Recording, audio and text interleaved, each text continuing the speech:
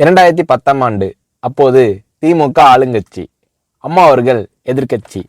ஒரு பெரிய மிரட்டல் விடுத்து அம்மா அவர்களுக்கு எதிராக மதுரை மாவட்டத்தில் பல இடங்களில் போஸ்டர் ஒட்டியிருந்தார்கள்.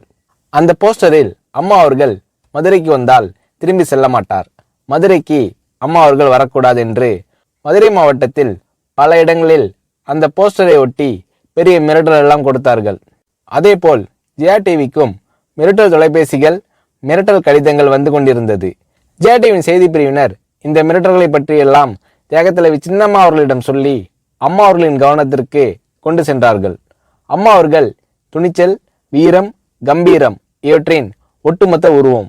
அதனால் புரட்சி தலைவி அம்மா அவர்கள், நான் மதுரைக்கு போய் தீருவேன், பொதுக்கூட்டத்தில் பேசியே தீருவேன், எது நடந்தாலும் எதிர்கொள்கிறேன் என்று சொல்கிறார்கள்.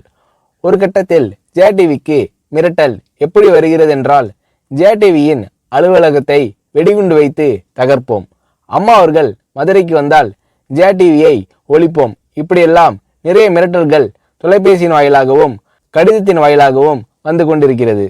இந்த மிரட்டல்களை எல்லாம் கடந்து அம்மா அவர்கள் மதுரைக்கு சென்று பிரம்மாண்டமான பொதுக்கூட்டத்தில் லட்சக்கணக்கான மக்கள் மத்தியில் எழுச்சி உரையாற்றும் போது, ஒரு எதிர்க்கட்சியின் தலைவி என்ற முறையில் என்னை நீங்கள் மிரட்டுங்கள், ஒரு எதிர்க்கட்சியினை நான் நடத்துகிறேன் என்பதற்காக கழகத்தை மிரட்டுங்கள், ஜெயா டிவியை எதற்காக மிரட்டுகிறீர்கள், ஜெயா டிவியின் அலுவலகத்தை நீங்கள் தகர்ப்பீர்களா, ஜெயா டிவியை நீங்கள் ஒழித்து கட்டிவிடுவீர்களா, பார்க்கலாமா, ஜெயா டிவியை ஒழித்து கட்டிவிட்டால் என்னுடைய அரசியல் குரலை ஒழித்து விடலாம் என்று கனவு காணுகிறீர்களா?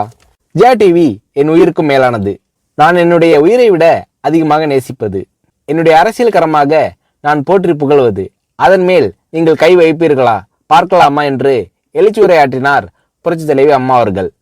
இப்படியெல்லாம் அம்மா அவர்களின் அன்புக்கும் மரியாதைக்கும் பாத்திரமாக ஜெயா டிவி இருந்தது.